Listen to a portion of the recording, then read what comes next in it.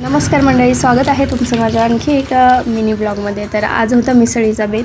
चला म्हणलं मग शूट करूयात थोडंसं. तर इकडे काळं वाटण काढून घेतलं होतं, मटकी शिजवून ठेवली होती आणि कढीपत्ता आणि जिरेची फोडणी देऊन मस्त असं वाटण टाकलं होतं. इकडे मसाला काढला होता मी, कांदा लसूण मसाला, गरम मसाला, बेडगी मसाला आणि थोडासा सुहानाचा मटण मसाला. तर मटण मसाला मी प्रत्येक भाजीमध्ये यूज करते कारण भाजी खूप छान टेस्टी होते. तर असं मस्त असं मिक्स करून घेतलं आधी आणि पाहू शकता तुम्ही किती छान असं काळं वाटण झालं होतं हे. आणि तरी सुटायला लागली म्हणून त्यामध्ये मी मटकी टाकणार होते. तर आधी मसाल्याला तेल सुटून तर मसाल्याला तेल सुटल्यानंतर मी टाकली मटकी त्यामध्ये. तर आधी चमच्याने 1-2 चमचे मटकी टाकली आणि नंतर म्हणलं आता किती वेळा टाकायची, मग कुकरच डायरेक्ट पालथा केला त्यामध्ये.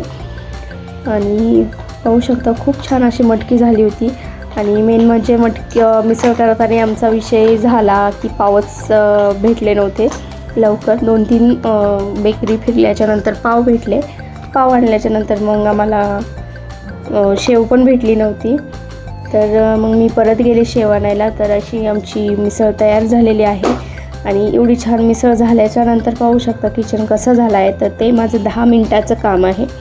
तर मिसळ रेडी झाल्याच्यानंतर मी घेतलं किचन आवरायला, पटपट भांडी घासून घेतलं आणि किचन साफ केलं. तर पाहू शकता असं झालं आहे माझं किचन. तर तुम्हाला कसं वाटलं माझा ब्लॉग तर कमेंटमध्ये नक्की सांगा. Bye bye.